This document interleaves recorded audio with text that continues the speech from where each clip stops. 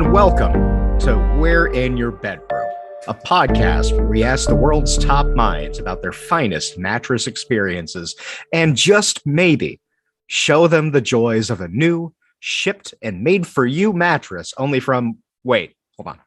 That's not who we are? We're The Right Can't Read? A podcast about appropriation of culture by the right wing? Well, that's just a bummer.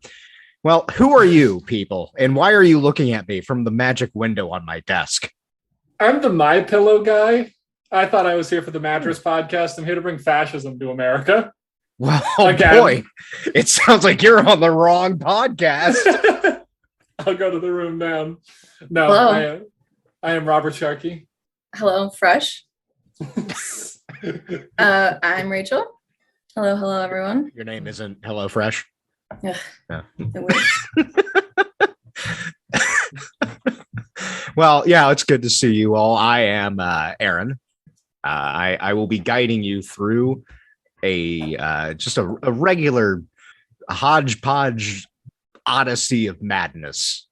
Today, we're here for a very special thing, a very odd thing, a thing that probably should not have been made. And because it has been made, should be classified as a money pit and little else. Rachel, Robert, what do you think of when I say the word Warhammer? I think of how little sex I had freshman year of high school, sophomore year of high school, and about halfway through junior year of high school when I stopped spending money on plastic figurines and instead went on dates.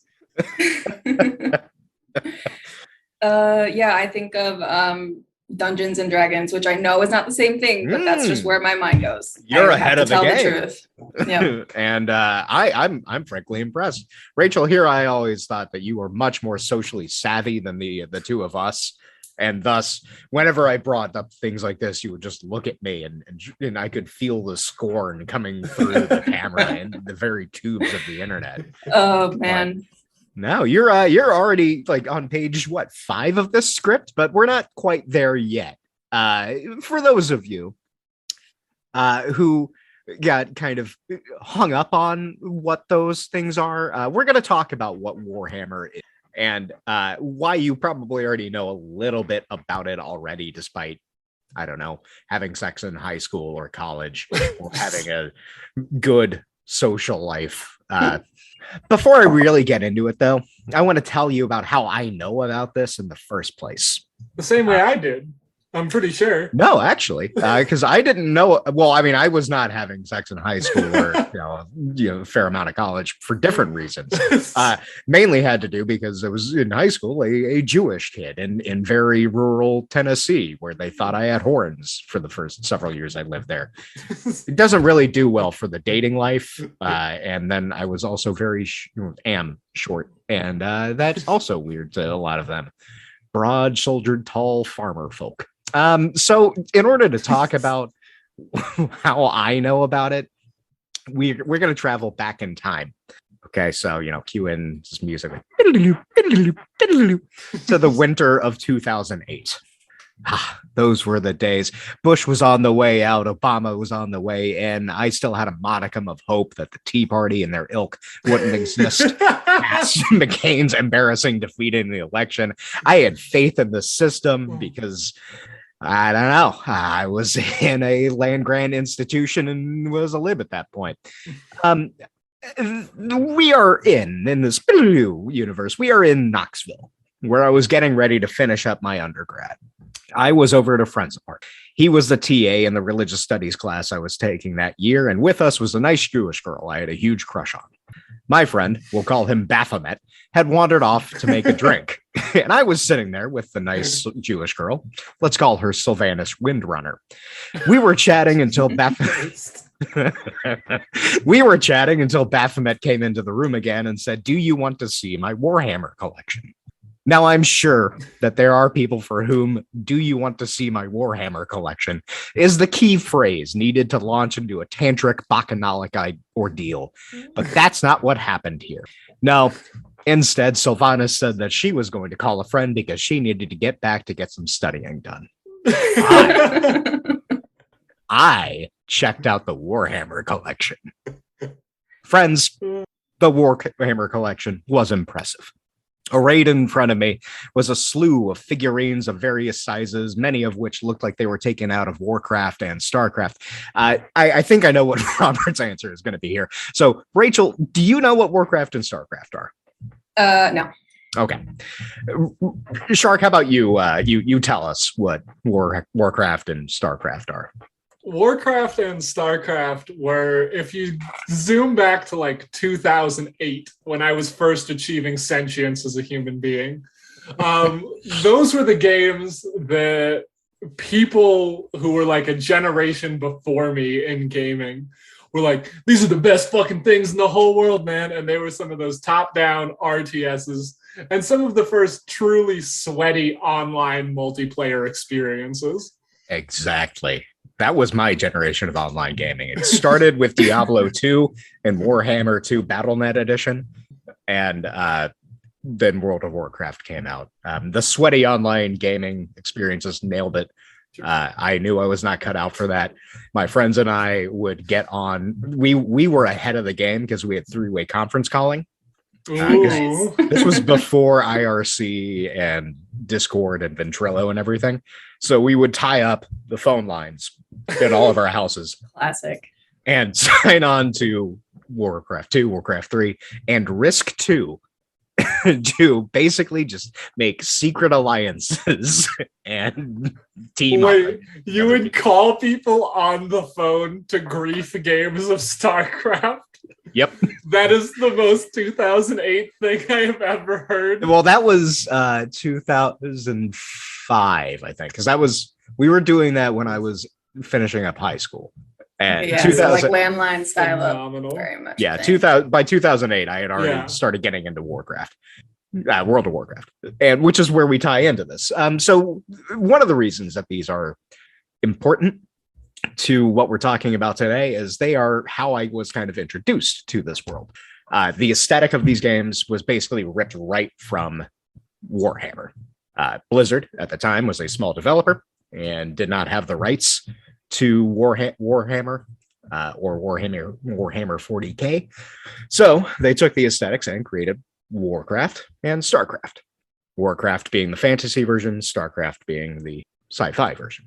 I like that they split 40K into like two separate genres to deal with copyright infringement. We're getting it's nice. This IP legislation is all of a good chunk of part of the anyway. Can you really talk about fascism without talking about intellectual property rights? You cannot. They are more and more tied.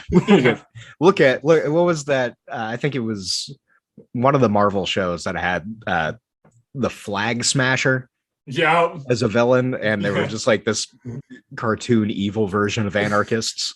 Yep. Oh, nice. But back to Baphomet. Yeah, thanks so much. Yeah, thank you. And Disney.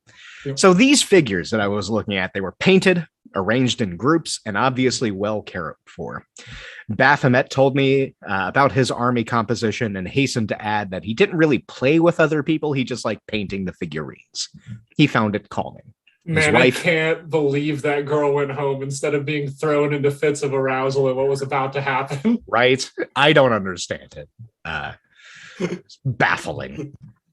So his wife didn't understand the hobby, but let him have his space because she knew he liked it. At this point, I was wondering if I should not have said yes to the Warhammer collection and instead gone to hang out with Sylvanas. I chose to hang around and we chatted for a little while. Now, it should be said at the onset of all of this that I sincerely doubt that Baphomet was someone who would have slipped into the darkness of what we're going to start talking about. How do I know this? Well, Baphomet and I made fun of a dude who was really into Nietzsche in the class that he was teaching. So that means Baphomet is a good dude. Don't ask me to explain that. It's science. At this point, gay science, as Nietzsche would say. It's super gay science, the gayest of all science.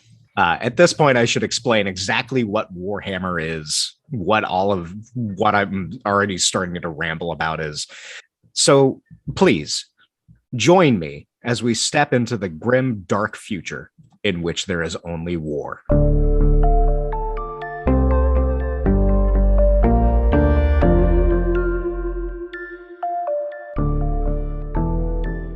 Warhammer is a massive, massive property that most people probably haven't heard of. Under this umbrella is a massive web of content. As of this recording, there is a streaming platform dedicated to Warhammer content. 65 video games were released under the Warhammer moniker between 2012 and 2019, with shit. many, many more since then. Yeah, 65. That's Wow. nuts. In books, well, I want you to take a guess. I want you to delve into your minds and think of all the nerd goblins you know with an urge to collect everything with their favorite franchise stamped on it. I want you to go into your mind palaces and extrapolate on how many fucking books there might be based on the fact that they licensed out 65 video games in a 7-year span. So how many do you think there are? 200. Okay.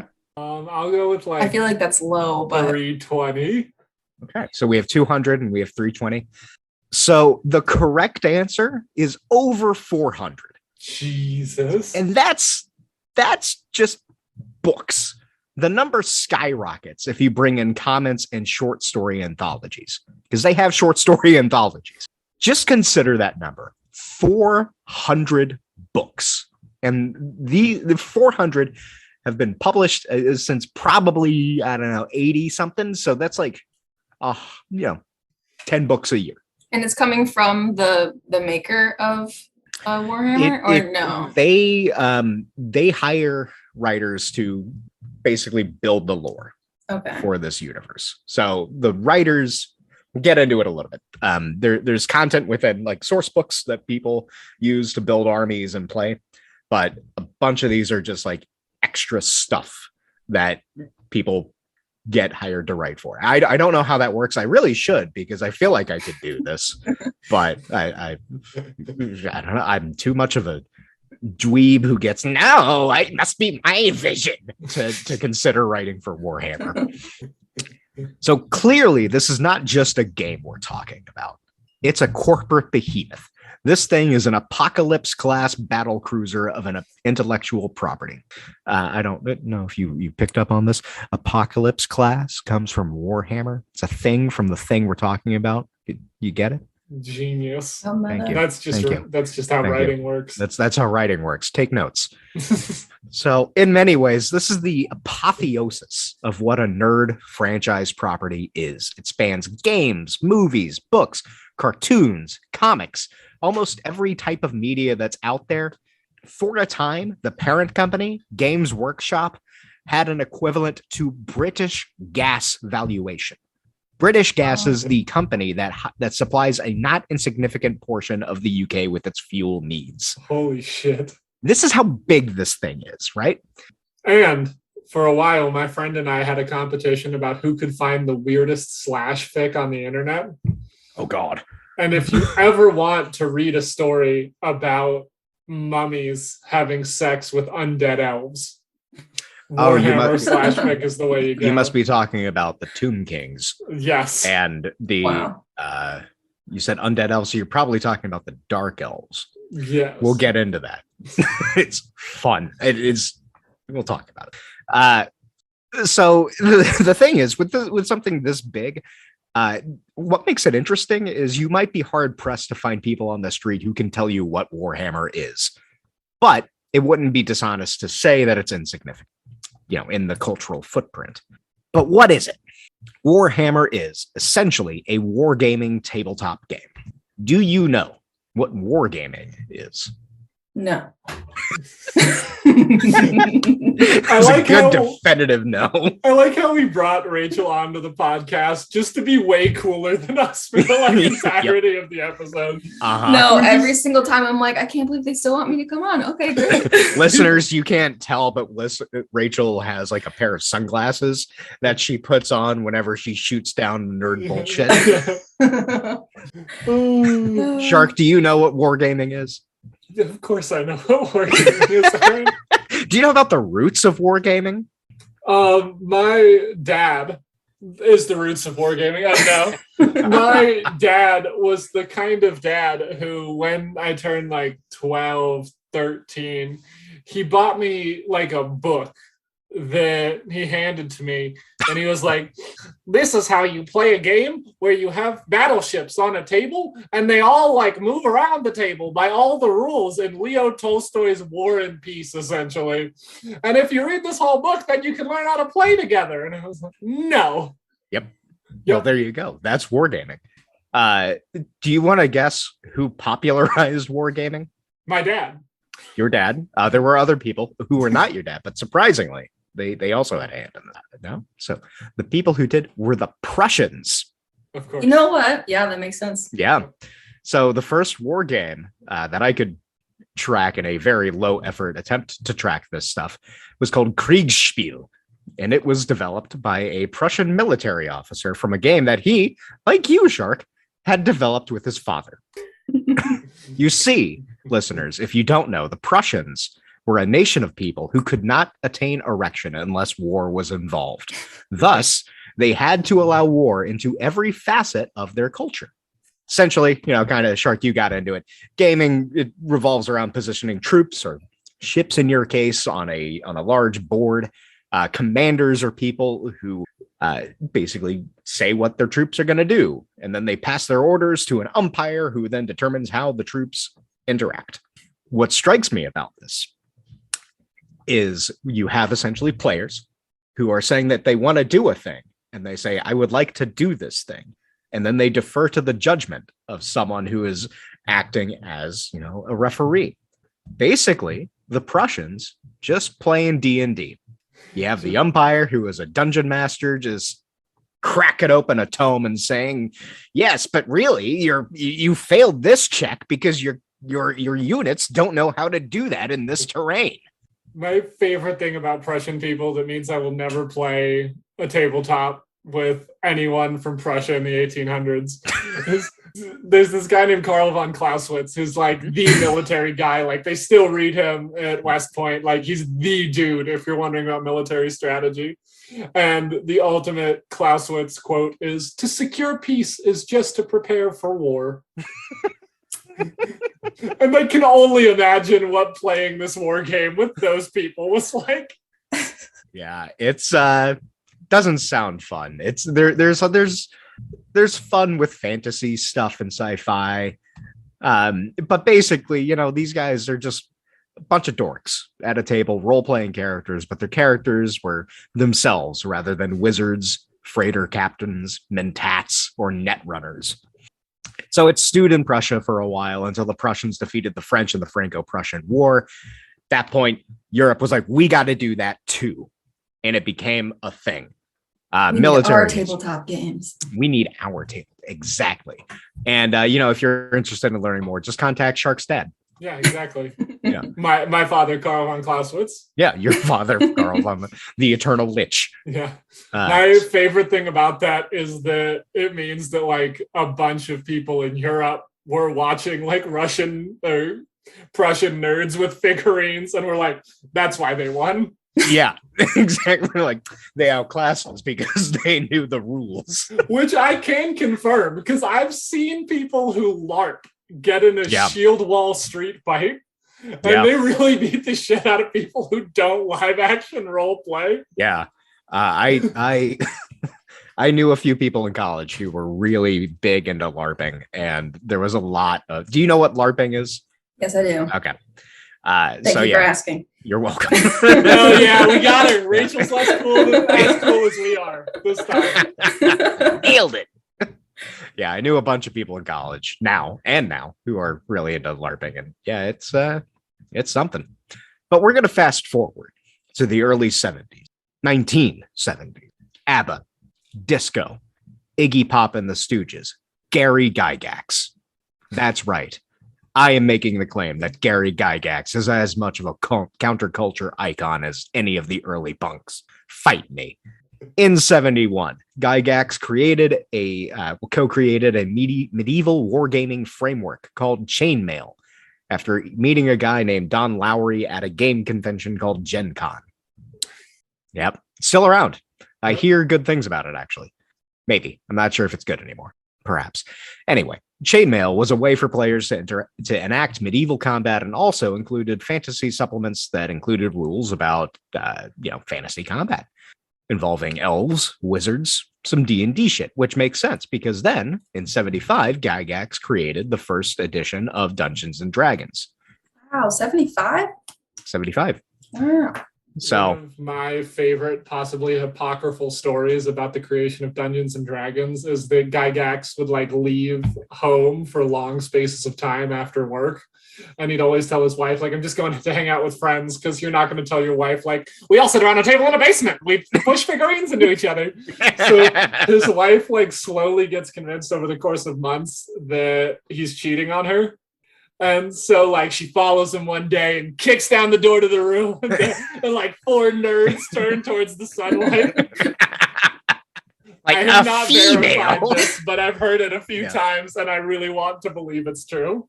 That I like that a lot.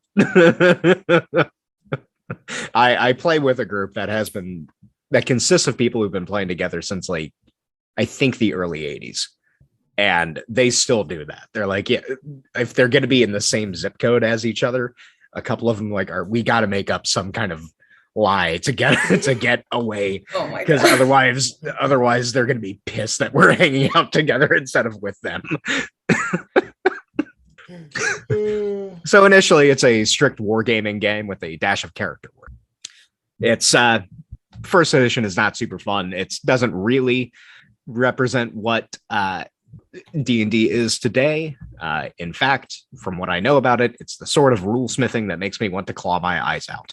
But what we're interested in here today is in a couple of nerds across the pond, Steve Jackson and Ian Livingstone. There's a great couple of articles from a website called Cardboard Sandwich that is now defunct, but you can find in the Wayback Machine on the Internet Archive about the early days of Games Workshop. But the gist of it is this. Jackson and Livingstone, along with a third friend, were in the business of making Go and backgammon games. Somehow, Gary Gygax heard about them, liked what they were doing, and sent them a copy of Dungeons and Dragons. I'm going to read you a little bit about this from this article because it's endearing in a way that you don't really get in today's world of conglomerate-dominated nerd culture. Quoting, Livingstone and Jackson didn't just enjoy D&D, they saw it as an opportunity. The game's popularity had grown steadily in the United States, and the pair recognized its potential to spread to the UK. They wrote to Gygax ordering another 6 copies. He responded by offering them exclusive rights to distribute the game in Europe.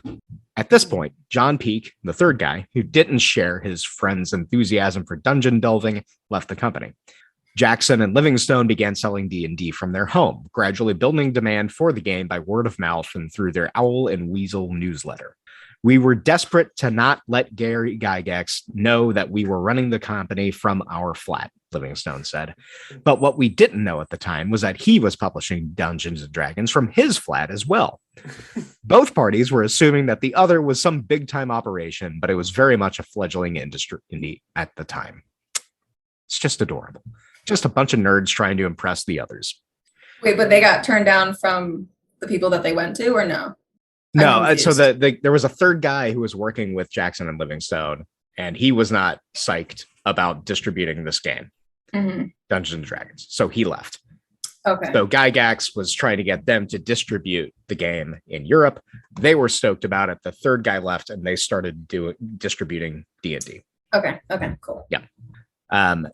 After some expansion in Games Workshop, they released Warhammer Fantasy Battles, a war game taking elements of Tolkien, Michael Moorcock,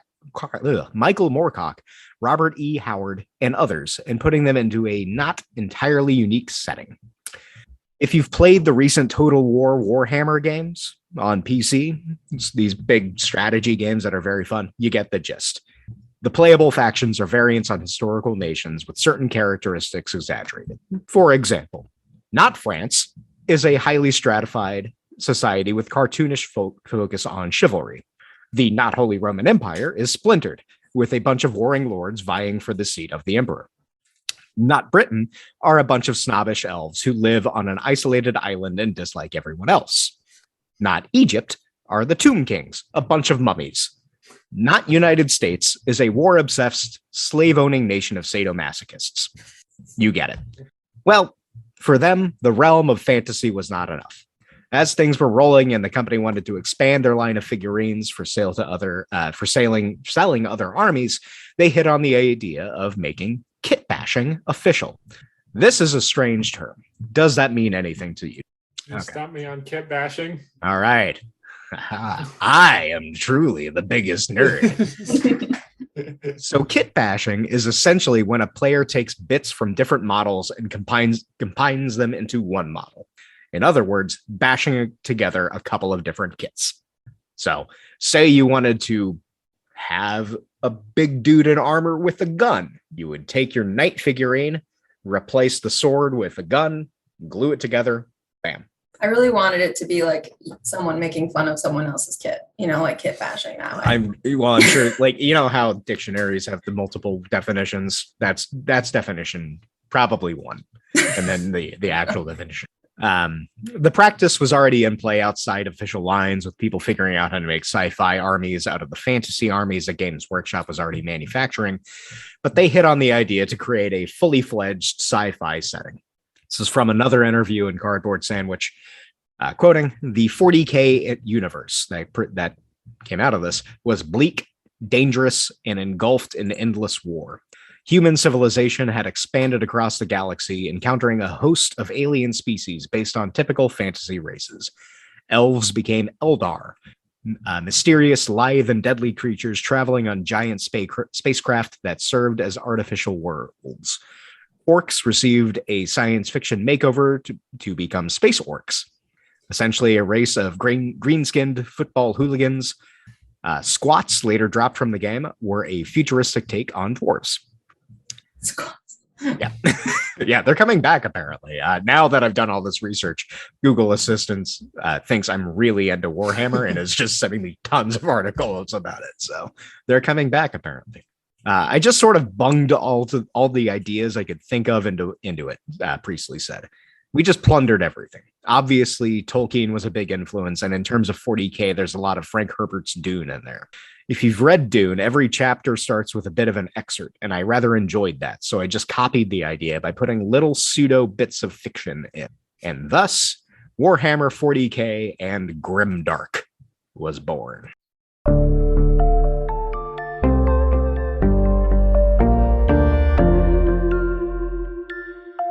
So, all of that's to set up the background for what the hobby is. But what is the system? What's the meat that Nazis and neckbeards? That is a horrible tabletop RPG idea right there. Nazis and neckbeards. Shark, let's develop this. It'll just be like Hellboy fighting Nazis and neo-Nazis. You can only play Hellboy is the only playable PC. Not what's the other guy? Abe Sapien? Just Hellboy. Yeah. No, you can play 4 Hellboys when you get together with your friends. Yeah, I'm a punching Hellboy. I'm also a punching Hellboy, but I use both fists. I'm White High Hellboy. Yeah. Yeah. So in order to answer this question of like what it is that these guys have latched onto, I'm sorry, Rachel, we got to talk about the setting. So earlier I mentioned that there are over 400 novels, scores of video games, streaming entertainment, yada, yada, yada. All of that functions to set up the universe of Warhammer 40K. This is a quote from Rick Priestley. "Then the Imperium of Man, an extremely xenophobic fascist empire." Oh, sorry, this is not from Rick Priestley. That was a copy-paste error. This is the pitfalls of using a script. Anyway. So that sets up the universe of Warhammer 40K. Part of this is the Imperium of Man. It is an extremely xenophobic fascist empire that floats around the galaxy in cathedral ships, these giant spaceships that are built with Gothic architecture. It's kind of cool looking, but you know. I'm thinking like, what is it? Not Mormons. Whatever religion has the temples, Latter-day Saints, maybe? That's big Mormons. Temples. That's what I'm picturing in my head, but spaceship, yeah. Yeah, think about that with a bit more Notre Dame. Okay. And black. And if you know what a Mon Calamari battle cruiser is in Star Wars, the big long You're really pushing your luck Yeah, there. the long spaceship that Admiral Akbar flies in Return of the Jedi with like all the bulbous things on it. Okay, I probably would remember that if I had seen it recently, but Okay. Anyway, they're very large. They look like a mixture of that Notre Dame, the Mormon temples, but just black and red. So the Imperium of Man floats around the galaxy in these things. They send genetically modified warriors known as Space Marines to scour entire planets of chaos cults, aliens, and other Space Marines, all in the service of the God Emperor of Man, a corpse on a chair. We're going to go back to Rick Priestley to sum it up. To me, the background to 40K was always intended to be ironic. The fact that the Space Marines were lauded as heroes within Games Workshop always amused me because they're brutal, but they're also completely self-deceiving. Oh, my sweet summer child. The whole idea of the Emperor is that you don't know whether he's alive or dead. The whole Imperium might be running on super. There's no guarantee that the Emperor is anything other than a corpse with a residual mental ability to direct spacecraft. I love when someone makes a piece of art and they're just like, man, I don't see how you could see it as not parody. It's just like, it's why we have this show. It's why we have this show. And I was talking to a friend about this earlier. I at a certain point, it doesn't matter. Yeah. Like they will latch on to it, even if they know if it's parodying them. And the greatest, and I'm sure you might mention this later on, but the greatest parody of all is right during Donald Trump's election. There was a meme that circulated with his face as the God Emperor, and it was like, welcome to the inspiration for this episode. Nice, cool. Yep. I'm sure we'll talk about it. Oh yeah. Back to Priestley. It's got some parallels with religious beliefs and principles, and I think a lot of that got missed and overwritten. And again, sweet summer child. your precious baby art satire has been co-opted by capital. Such it is.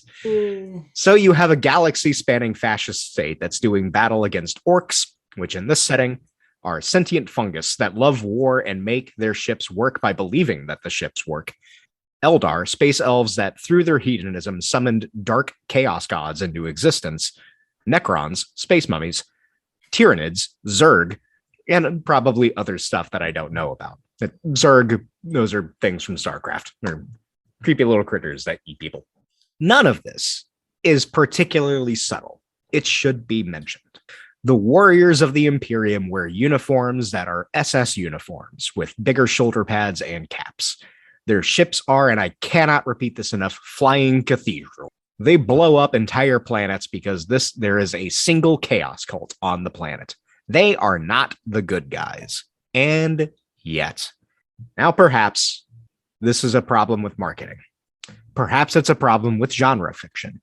If the audience sees themselves reflected in the fiction, especially against some things that are literally alien, they tend to glomp onto those characters even when they shouldn't be a good thing, TMCR. Take, for example, Judge Dredd or the Punisher. Now, I won't go into a long digression about the Punisher. I think there's enough meat on those bones for a full episode. But I will talk a little bit about Judge Dredd because it's the same thing as Warhammer 40K. Dredd is not a hero. Dredd is judge, jury, and executioner. Dredd comes from a line of comics called 2000 AD that are satirical, and they run on the premise that this is a very bad thing to be, TMCR. But oftentimes, especially in America, the audience sees this sort of thing and goes, right, well, there's our guy. So where there is the intention that this is a bad man who does bad things because no one should have that much power, the audience sees him and goes, oh, sick, he's got some fucking guns and blows scumbags away like Charles Bronson does. Let's make a movie with Stallone as Dredd. Trash movie. Don't ever see it. Very bad. Yeah. In fact, Priestley, the guy that we were talking about earlier, who co-created 40K, he wrote the Dredd RPG before creating 40K. So, the parallels, not exactly subtle here. One of my favorite weird things about this is that, like, the Space Marines are just, like, such a clear parody of Robert Heinlein. Yep. And all of those fucking fascists love Robert Heinlein.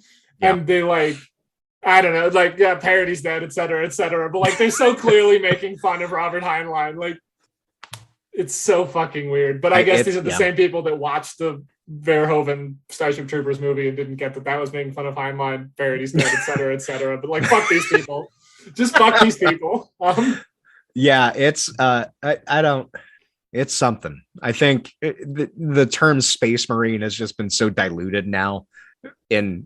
Sorry, well, maybe not for you, but for me and Shark, that it's just like sci-fi thing, and yeah, that whole commentary is a military force being controlled by like in Aliens, a corporation, gone. All of the subtle bits about Verhoeven's movie, gone. It's now just giant dudes with chainsaw guns blowing shit up on planets. Yeah. Yep. All of the criticism is dead. Parody is dead. So that brings us into a question. How did this incredibly obvious exaggeration of the worst parts of humanity get turned into something? Well, we're going to see what it got to in part 3.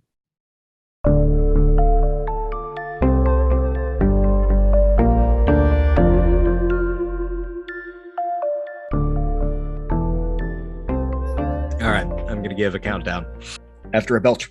All right. 5, 4, 3, 2. You better leave that out. 1. So, and now's the time where we start getting sad. Before I talk to you about the God Emperor Trump, though, I want to ask you a simple question.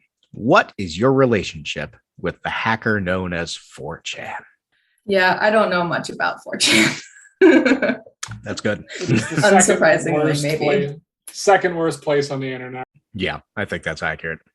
Are you thinking of like 8kun No, as I'm the worst place? Thinking of League of Legends. Oh, which I will forever posit as the and ties in with this discussion. It started as a Warcraft thing, or Warcraft. Yeah, it did. Thing. Yeah, it was Warcraft 3. It was like it was a mod. It was Dota was the mod, and like that started the whole the MOBA genre. Yeah, and that's crazy to me. I remember those games, like browsing through the multiplayer servers and being like, why would anyone play this? Yeah. So those games, Rachel, are like these games where you play the goddamn thing. You explain it. They're games where like you try to like push waves of like small minions into an enemy base. Okay. And it's a pretty simple concept. It's a pretty fun gameplay loop, but they're like snowballing games, so one small mistake can cost your team everything. Okay. This, of course, brings out the best in people on the internet. Yeah, I don't see what could go wrong with this. So you will, if you like misclick by 2 inches, you can just get like obliterated by a meteor of criticism that assaults your very like personhood. That sounds really fun. I could see where people would play that. Yeah. It's a great time. I played 2 today. Really enjoyed it. It's a healthy thing. And I don't know what it is. I'm like not an internet bully in any game. I just like keep the chat off by and large. But in League of Legends, man, someone misclicks and I just want to kill their whole fucking family. I don't know what it is. I hate it. And yet you keep going back to it. Yeah. So, man, the only game I've played in the last like 2 weeks has been fucking Stardew Valley. It's been wonderful. Just building a farm, hanging out with my horse named Shlomo. Sounds lovely. Yeah, it's great. I gotta come hang out at your farm, Aaron. No, No, it's not. I'm not playing this as a fucking multiplayer game. It is my farm. Let me have this. Yeah. Aaron's strong stance against anarchist communes in the woods extends to the virtual world. Oh God, it does. I will not associate. I live alone in an apartment like a good God-fearing New Yorker, even in Stardew Valley. Exactly. So for those of you who are like Rachel and don't know what 4chan is, we must delve into one of the reasons that the internet must be destroyed. Think back to what you were doing in the mid to late 2000s. We kind of already went over to this, but I want to get into a little bit of a specific detail. And I'm also curious because you two are younger than I am. I who am a living corpse directing space traffic from my throne. What was your relationship to the internet in the mid to late 2000s?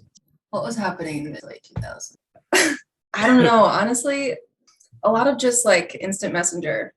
And I know that doesn't really count. And then like MySpace. Yeah. That's about it. That's fair. To be honest. Yeah. Sounds healthy. Yeah.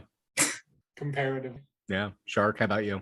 I was, like 12, 13, 14. And this was the place where I was on like gaming forums, and I was on like weird hobbyist forums, and of course like the classic late 2000s internet stuff like Chris Chan and Fortune. Oh, yeah. All of those like early meme culture things I was big into because I was 13, and all 13-year-olds are monsters who must be purged. Yep. I think I was, my thing then was like collegehumor.com. I was in college. Nice. So it made sense. They're coming back around. Are they?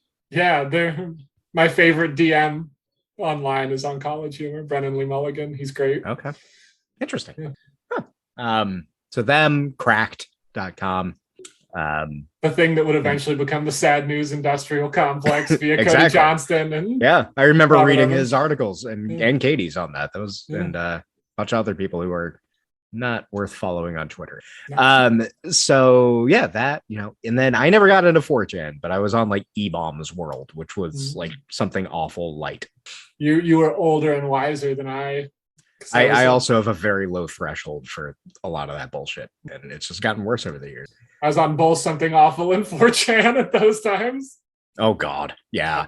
So Shark, you probably already know this, but 4chan was and is functionally an image posting board. Someone posts an image with a caption, and people respond.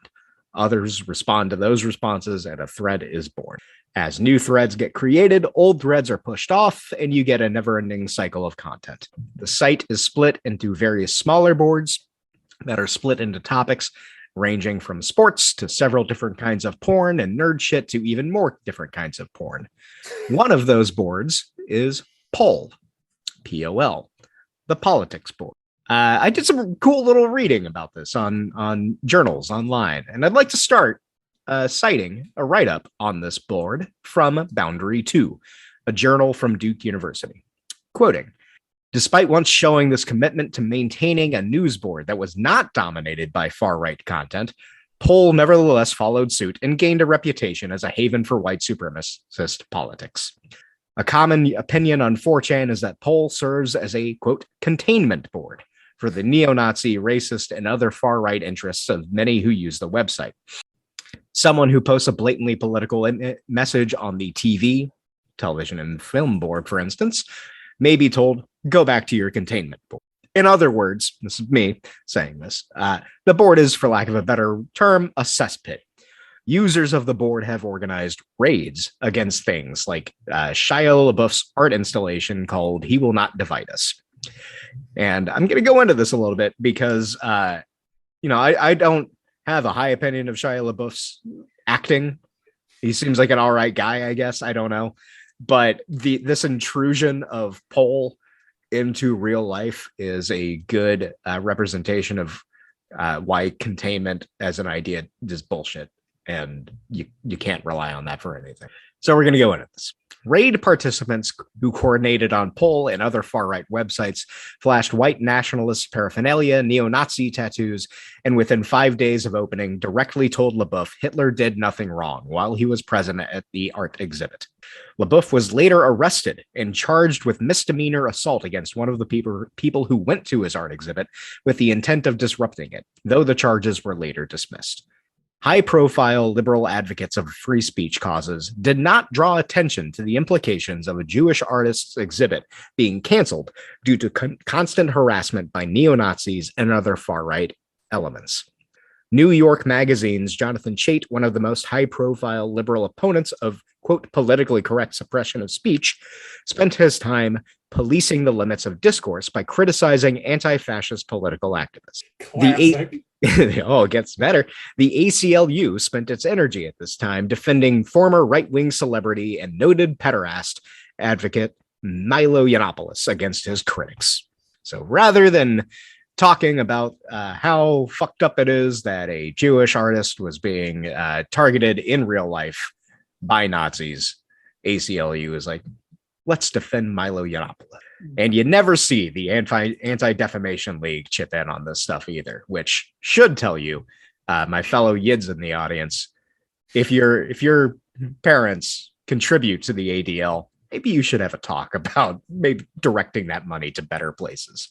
It's always funny how these organizations have like a few pet causes and then they just spend all their time defending right-wing fucking assholes to make themselves look unbiased. It's fucked up.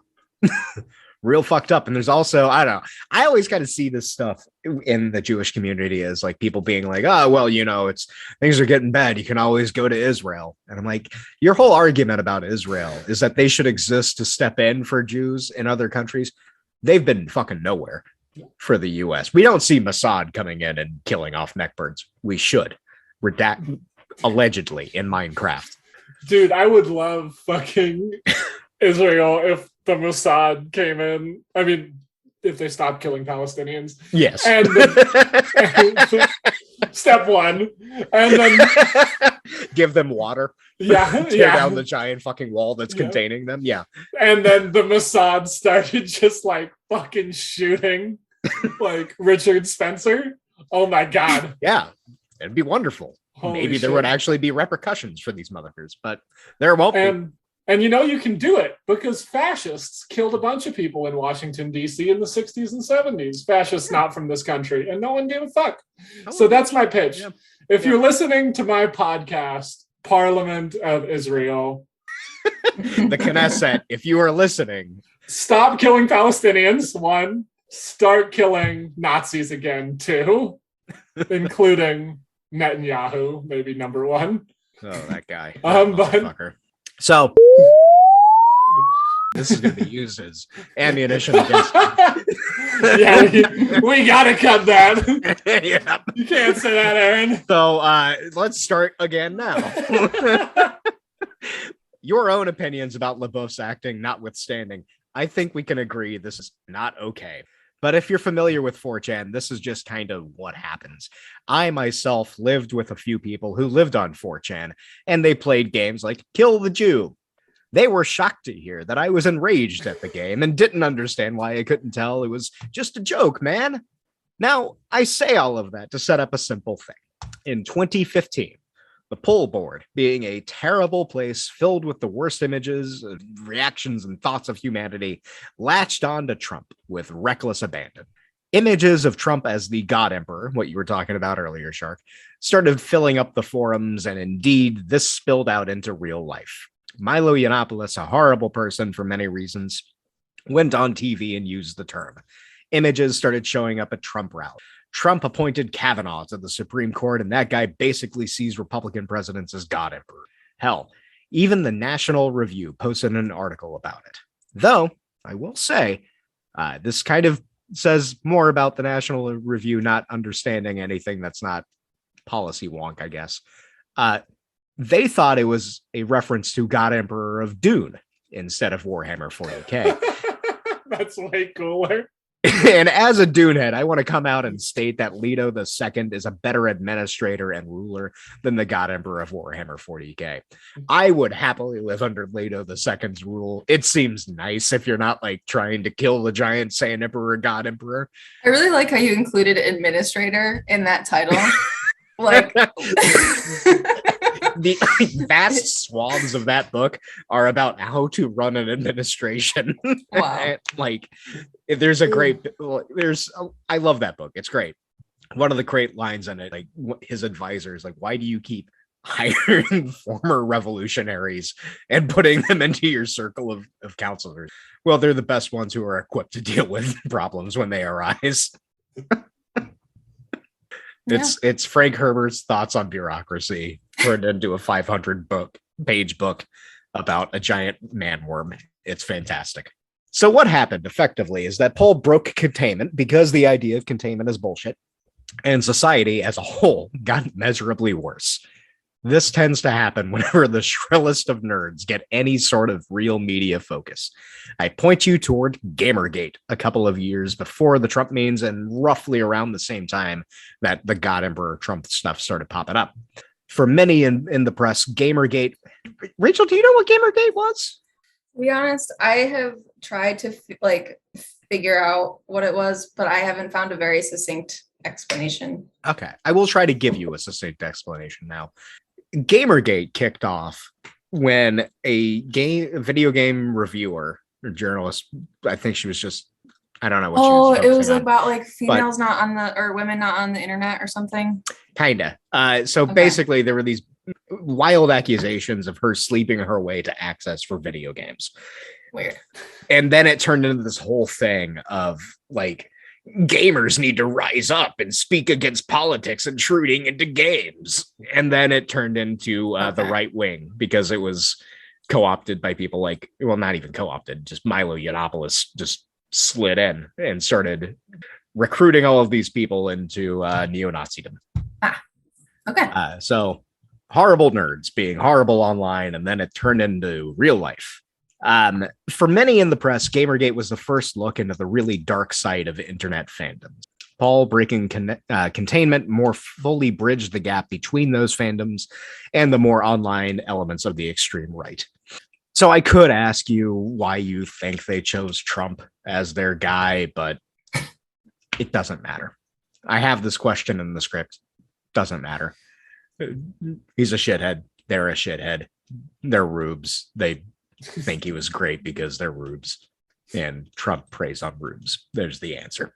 So, you know, again, Containment was breached, and Warhammer 40K's fash fans started making more noise. Chief among them was, and really still is, a guy who used to go by Arch Warhammer. I say used to because after the events that we'll talk about in a second, Games Workshop threatened a lawsuit if he didn't drop the word Warhammer from his YouTube channel name. Arch was, as far as these things go, a really well-known name for his videos about Warhammer lore. If you know one thing about nerds, it's that there are a few things we love more than ocean-deep lore.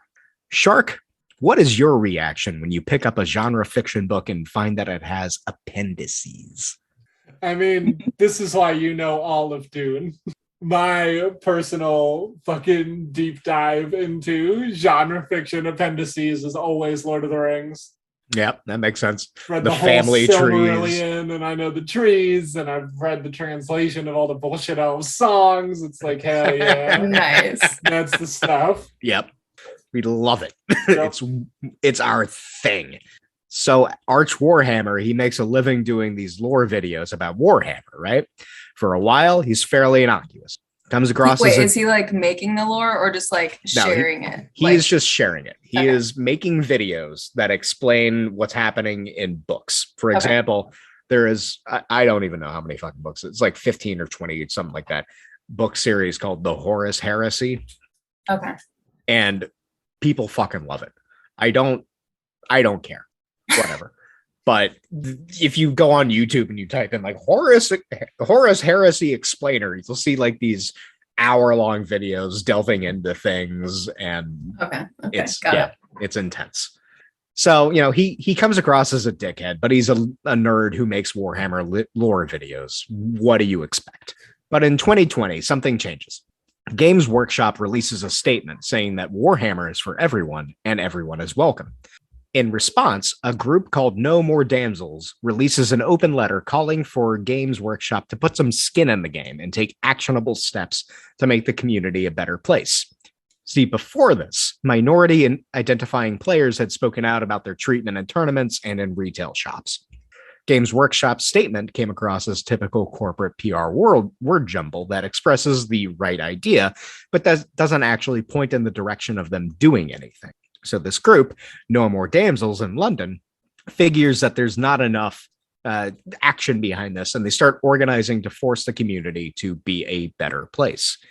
It should come as no surprise that a YouTuber reacted in the worst way possible.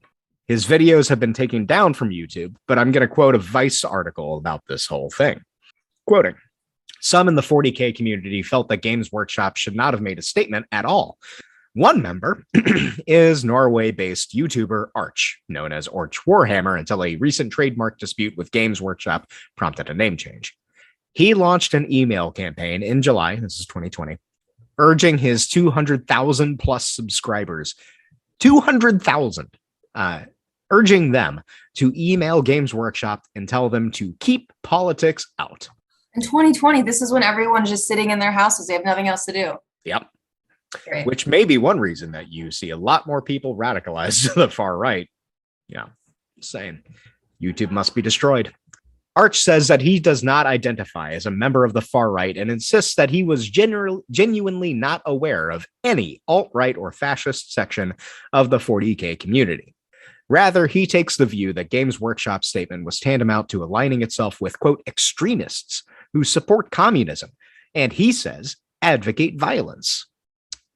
Arch saying, for me, this is the same kind of dog whistling that we hear about for the alt-right, where they talk about some of their code phrases, he explains via Discord. This seems to me to be a signal to a very small group of extreme people. What my campaign is saying is that Warhammer is for everyone, full stop. Now, you probably notice a few specific things in there. Arch accusing them of dog whistling, trying to co-opt the damsel's language to make it seem like they're the exclusionary ones. All of that bullshit.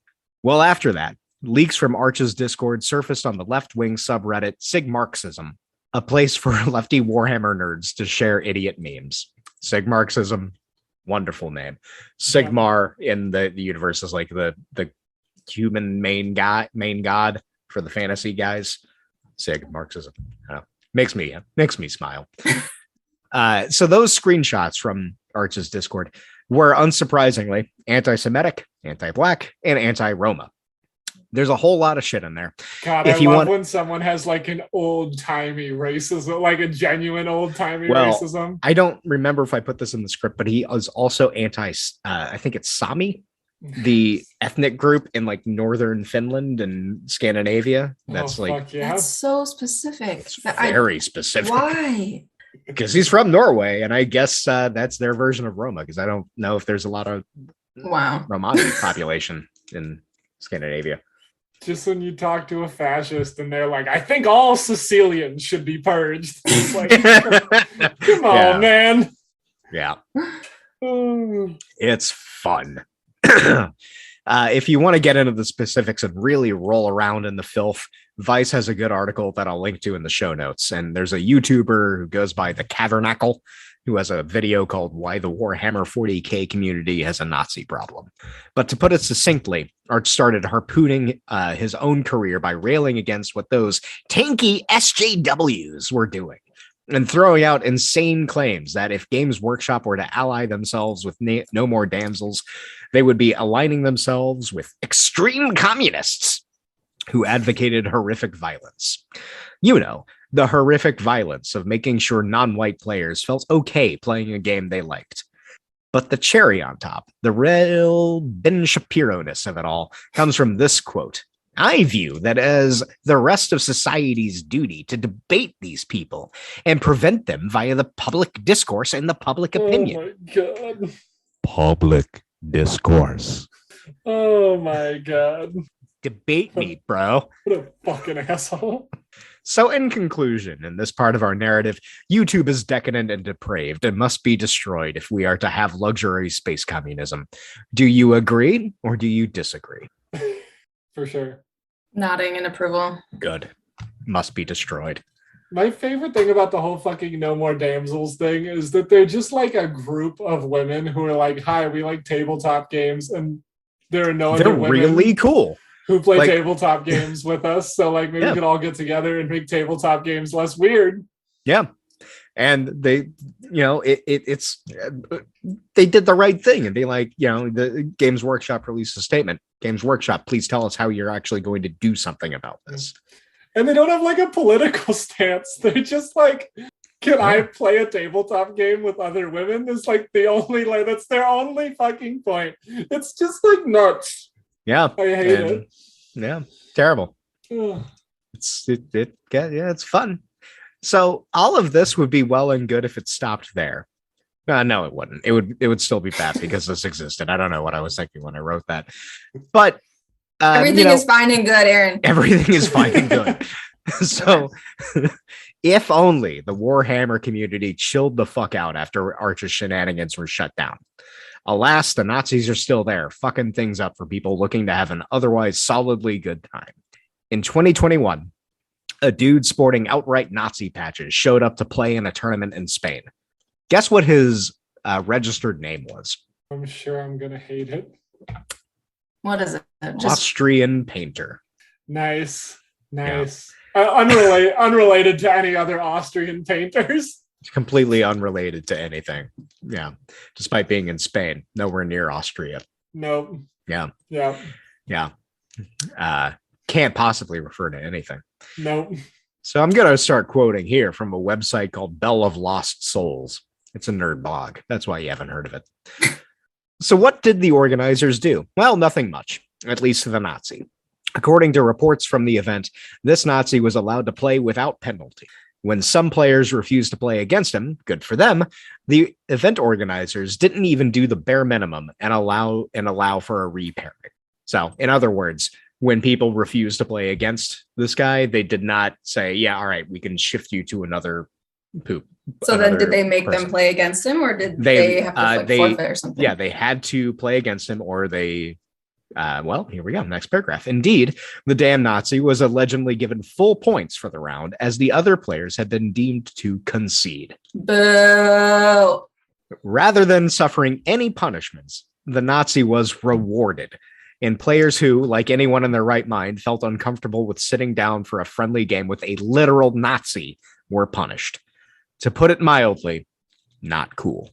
Now, this is, of course, not a unique incident. If you look around the internet about this topic, you can find a ton of people commenting about how they find themselves paired against weird dudes, and it's always a dude, with SS runes slathered all over his Space Marines. You'll find stories about being harassed for speaking Spanish in stores. All of that deep-seated, insecure, nerd lashing out bullshit that you'd really hope people would grow out of after high school. Alas, it doesn't go away. See, here's the thing. It's really hard, from what I've dealt with, to get nerds to change. As a rule, we're very attached to the things that we like. And I'll say that whenever I brought up, hey, this is a problem to people in my little nerd niches, whether that's Star Wars, metal, Dune, whatever, some motherfucker will sit there and scoff, telling me that I'm blowing it out of proportion and read too much negative shit on the internet. Now, that's not entirely wrong. I do read too much negative shit on the internet. But I think part of the reason I get that reaction from people is that for some nerds among us, the stuff we like is all that we really have. The world is pretty goddamn cruel, and even in big cities, it can be really hard to find people to call your friends. So you start down the unhealthy route of attaching your identity to stuff that you like, whether that be Star Wars, Marvel, fucking Alien, I don't know. And thus, when the stuff you like gets criticized, you take it as a criticism of you. It thus becomes a vicious cycle that, left unchecked, can lead to someone turtling up and identifying more with reprobates than with people who want communities to be better. On that note, I was listening to Blank Check the other day about the movie Cabaret, which is a good movie. I've never seen it before. You should watch Cabaret. And they were talking about this episode of Dan Harmon's podcast. And he was talking about, I think, the Unite the Right rally, and said, it boils down to, if you're feeling that you don't have anyone and you're completely alone, but across the street, there's a Nazi holding out his hands to you, do you cross the street? And I think that's kind of the central point here, is a lot of these people are just dead alone. So with that in mind, let's talk about how this little subculture could possibly be made better. Break, starting part 4. So after that mad god-esque travel through the hell of 4chan and YouTube, and even if I didn't go as in-depth as I could have, we should probably take a time for a little bit of a palate cleanse. You know how earlier I mentioned no more damsels, and we chatted about them a little bit? I'd like to talk about them some more. First thing, if you search for them online, make sure you find the tabletop RPG group based out of London. There's another No More Damsels, but they're a self-defense company. While that is admirable and necessary, that is not what we're talking about. In a broad sense, I cannot say how cool this group is. Their website contains a veritable onslaught of materials of how to make your game more inclusive, as well as anti-racist education, links to places that specialize in diverse miniatures, and links to some very valuable GM resources. GM meaning Game Master. There are those, or they are, one might say if one was so inclined, the exact right way to handle issues of diversity in gaming. Not only make the criticisms, but provide the tools for people to do better. I really recommend reading their response to Games Workshop too. It's a master course in trying to hold corporations actually accountable for their commitments.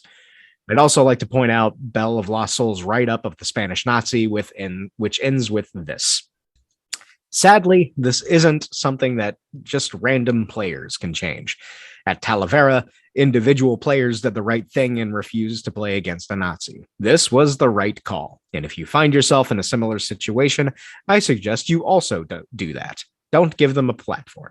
But sadly, because the organizers didn't take action, the damn Nazi was rewarded and players doing the right thing were punished. That cannot continue. We need action, but lack of action in this situation is the same thing as tacit support for the Nazis and 40K. We cannot allow that. They need to be told to go home. They are not welcome here. And as a side note, institutional support is great, and taking the measures to get institutional support is a good place to start. And then if you don't, there are other options. There are other options. I legally cannot suggest them, but they do exist. And they're out there. You shouldn't do them, but they're real and they exist and they could be done by people. Yeah. I mean, we talked about this a bit in our metal and Viking stuff, but it just goes back to the Twitter thread that gets circulated all the time about the bar owner who there's a journalist in a bar and he sits down and this dude comes into the bar and he sits down at the bar next to this guy and the bartender just goes, "You get the fuck out." And the dude starts protesting, but he leaves. So the journalist asks the bartender, "What was that?" And the bartender says, "Well, he was a Nazi. You can't let them stay. Otherwise they bring their Nazi friends in. Everyone else gets pushed out and you're a Nazi bar." Did you say everyone gets pushed out? Yes, I did say pushed out. And that was on purpose. That was on purpose. Genius. Chef's kiss. But I think there is one subculture that I was about to make a very dumb comment there. Say it. I was going to say, oh yeah, the soccer fans are always good about this, but I'm like, no, they're not. There are tons of Nazi hooligans. Yeah. But I know, like in Redacted, the supporters of both the men and women's team are pretty well known for being solidly anti-racist and on the right side of things. Mm-hmm. And Rachel, I know you've got kind of a connection to that sport and that you like it. So, yeah. And you can always count on them to have like really pointed signs and banners, and they are not afraid to speak the truth and try and get the attention of the front office, and they want to make a change. So it's nice. Yeah. I ate many a granola bar from a truck with that logo on it. That's right. I forgot they popped around for a little while there. Yep. Yeah, that was cool. Around for a while. Yeah. Giving out granola bars. And like water to people who were, nice. Okay. I don't care about soccer, but it made me really want to go. Yeah, I mean, I've been to a couple. Cool. I've been to a couple of the Redacted's games, and they're very fun. They just they're a good time. So in addition to all of this, institutional change, extra institutional change, there are memes. We can always meme the third column. The third column. So I would advise you to go check out r/SigMarxism. It is way over my head, but there are some things on there that are kind of funny, even if they are so steeped in the Warhammer lore that I have no idea what they're talking about. I don't know, maybe, might not be your thing, whatever. So, I've got all of this talked about a lot. So I want you to kind of think about this. Rachel, I know you run about 7 tabletop campaigns ranging from 3rd edition D&D, 5e, you do Pathfinder, Starfinder. I know you exclusive. Yeah, you've talked down to me for running Dune because it's not crunchy enough. So like, how do you deal with this shit at your table? And I also know because you're going to play coy with me and don't do this shit. I know you've got like Orc, Eldar, and Chaos Marine armies. So how do you think you can save your fellow Uber nerds from going down the Sigmar to Nazi pipeline? Oh God, what kind of question is that, Aaron? You threw a bunch of gibberish. Like a Gatling gun. No, I actually followed it. I was holding so much of it back throughout the script. I just needed to get it out. No, I feel like I would be more of the person that would just be really obsessed with like painting the what are they called? I don't want to figurines. Yes, figurine. Okay, I didn't want to use that if it wasn't the right. Yeah, it's like I think like miniature. I don't know what the actual. Yeah, so I don't know if I would get into the role playing, but I would really probably love the making them and painting and like modifying them, and we'll get you into a campaign. Oh hell yeah! I'm gonna do a start it slow. I'm gonna do a cyberpunk thing at some point. I think you would enjoy cyberpunk. Yeah. Okay. Yeah. Shark, how about you? You legitimately play campaigns beyond the thing that you and I do. So like, do you run? I assume you have not run into this, but you might have talked to people who have. Like, what's your take on all of this? I mean, I've run into this, especially early in my tabletop career when it was like 6 outcast white dudes huddled around a basement table. And in some ways being like 13 and edgy, participated in this in my own way. And it's like, if you DM for these campaigns, someone gets one fuck up. Like in my table, that's a hard and fast rule. Someone gets one fuck up, and then if you say a second like thing that's gonna keep other people from enjoying the game, I'm just gonna ask you to leave. Yeah, I think that's fair. Yeah, that's legit. I am very, very, very lucky to have only DM'd or GM'd or run games for groups that are pretty solidly good. Like the only times that things have gotten weird are like in the instances where the group has okayed this segment of weird because everyone is just like fully bought into the madness of using a corpse as a meat puppet. That was okay for the group. So it's just like, all right, we're going to deal with the bloodlust in this way, I guess. But I know like you and I, Shark, we play with a guy who is deeply involved with another thing entirely. And there's a lot of, it's like looking through a different, it's like, you know how sometimes you're like on a bus or a car or whatever, and you drive through another neighborhood and everything's just weird. And like, there are things that are like, this seems dangerous. What's happening here? That's what it feels like whenever I'm talking to him about his universe. Yeah. There.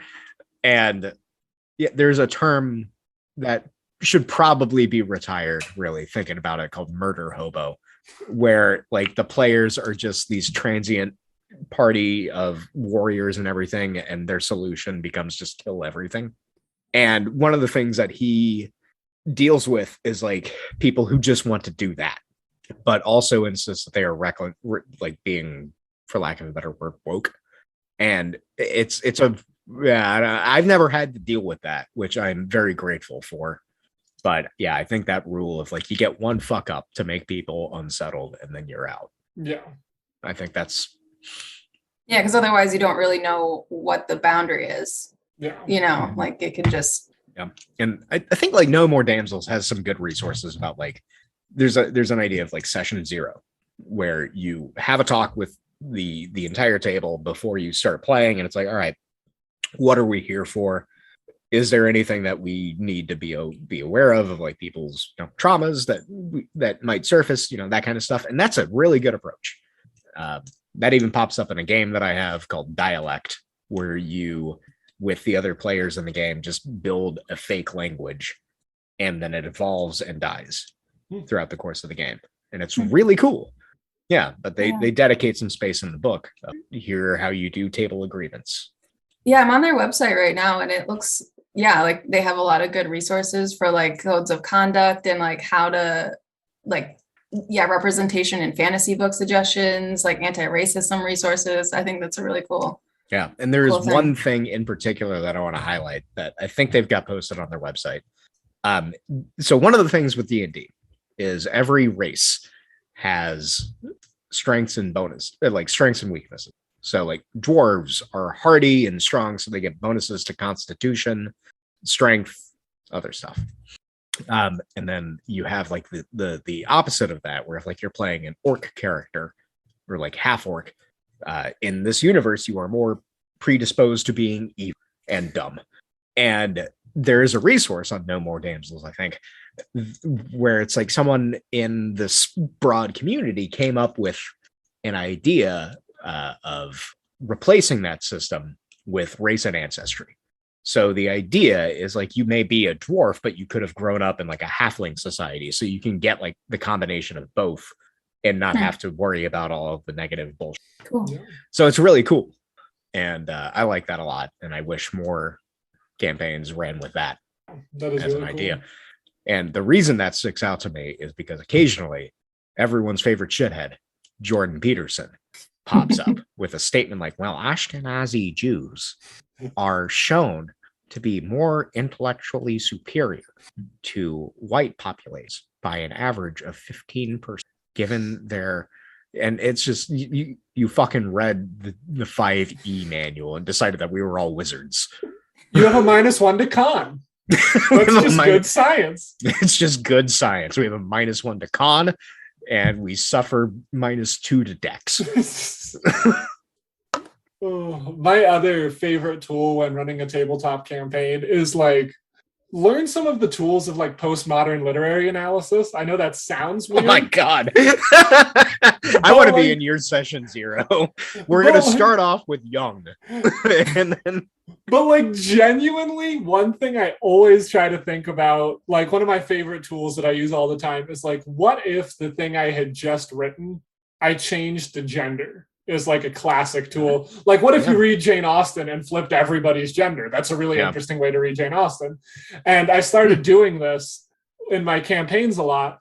And I noticed that like, I'd be like, and there is Urak, the orc warrior, and he's like strong and powerful and muscular, and he like fucks shit up, and he's got this big war axe.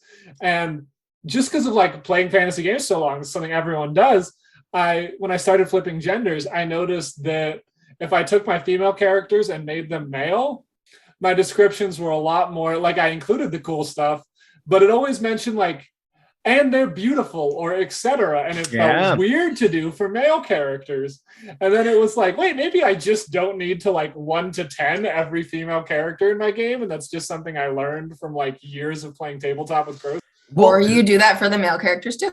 Yeah, which is actually the thing I learned to do, and I do a lot more, and I love. That's legit. There's a fun. Oh, sorry, Shark. Go ahead. Oh yeah, just every player fucking loves it. If you're like, and then there's Chad, the Goliath barbarian, and he's fucking yoked, and he's got the glistening sweat and rock hard abs, and your players like love that shit, and no one ever does it.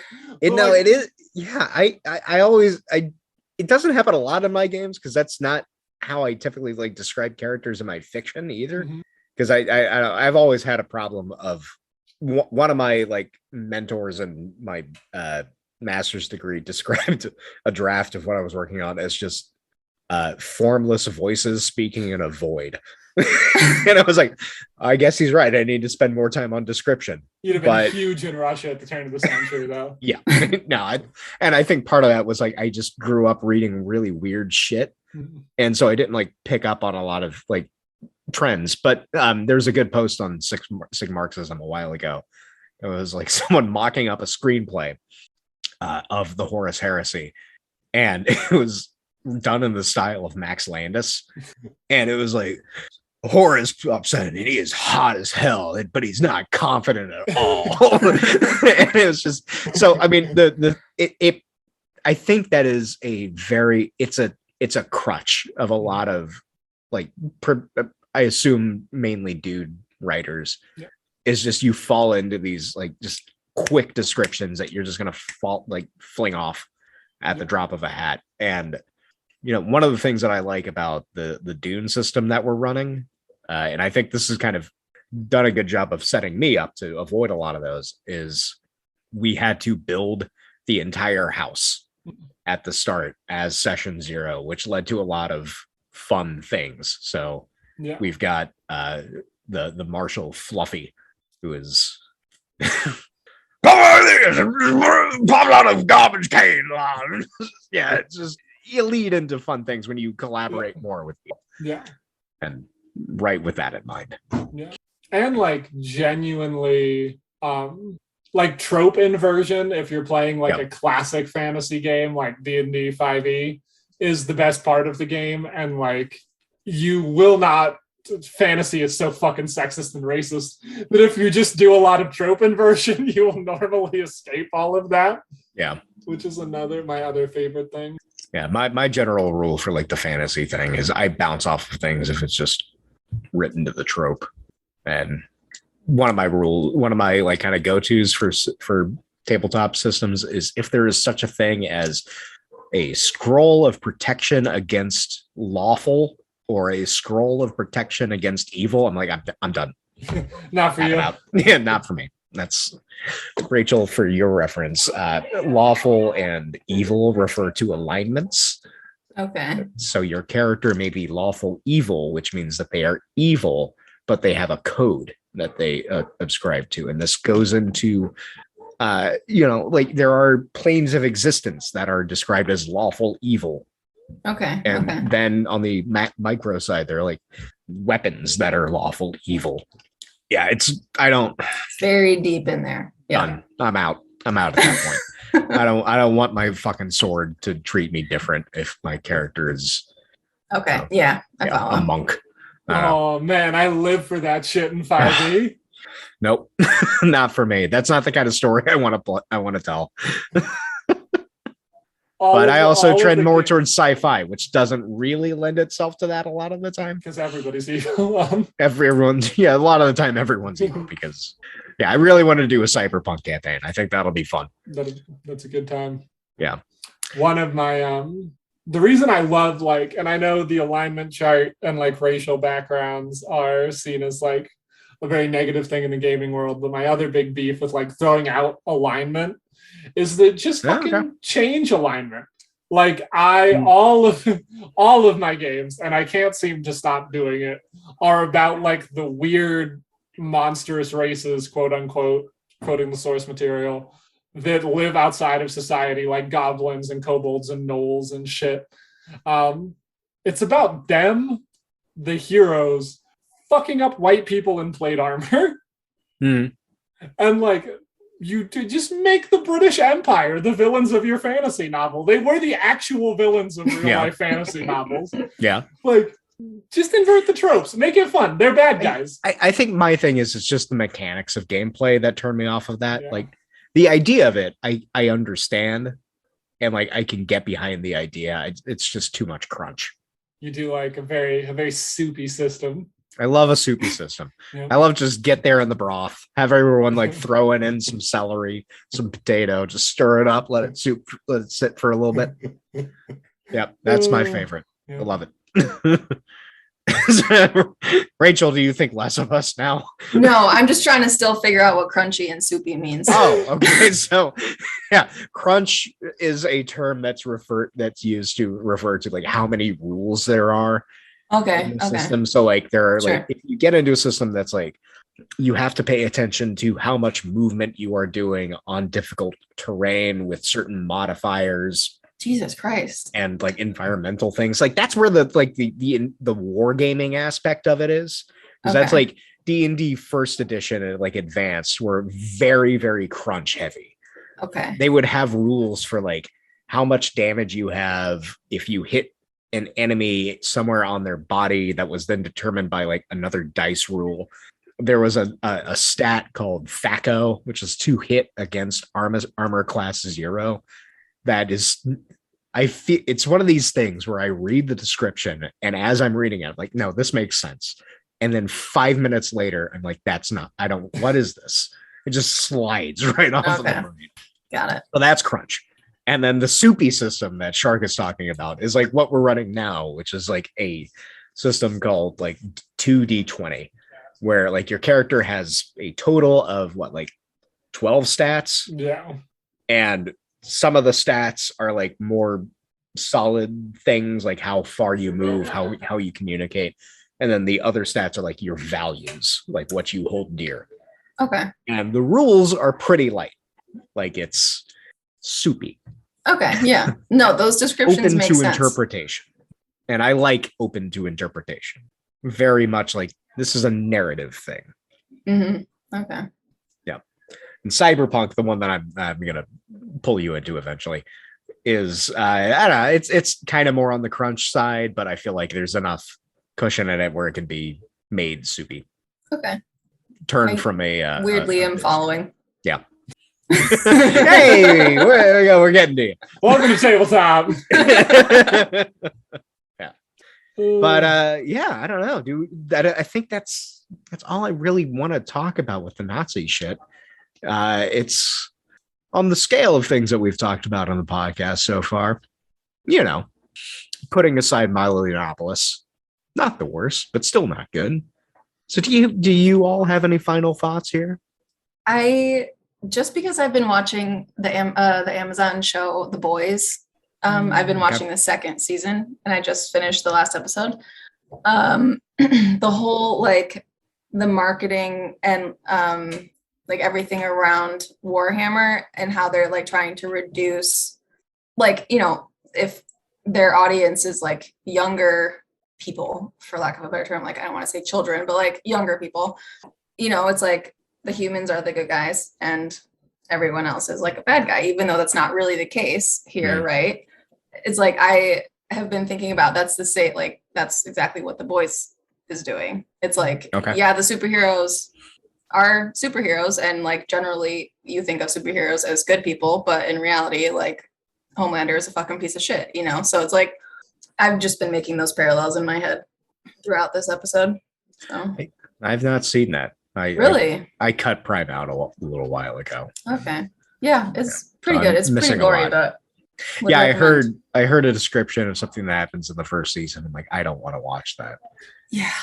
Yeah, no, this last episode there was just people's heads exploding like every 5 seconds in a courtroom, and I was just like, cover my eyes for a hot second. Anyway, sorry to digress. No, I mean, I think that you're digressing on this podcast. on a podcast.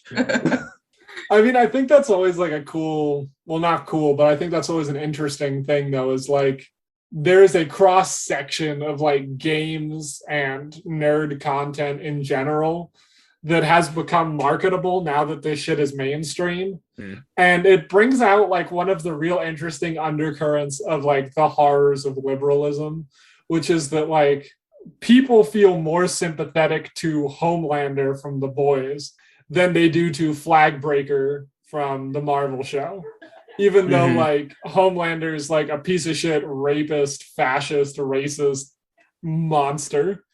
And like it brings out this undercurrent that like if you strap a flag on something or you give it cool guns or you make it look patriotic, like average people are going to be more sympathetic to assholes than they will be to like actual radicals who have an agenda to change society that don't have all those trappings.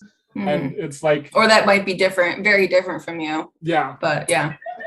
It's something I think, you know, Alan Moore's Watchmen, the actual book, is all about this. Like, I think it's something that the Zack Snyder movie misses completely, because Zack Snyder's a great cinematographer. He knows visual stuff, but does not do substance, and misses the point of what he's adapting all the time.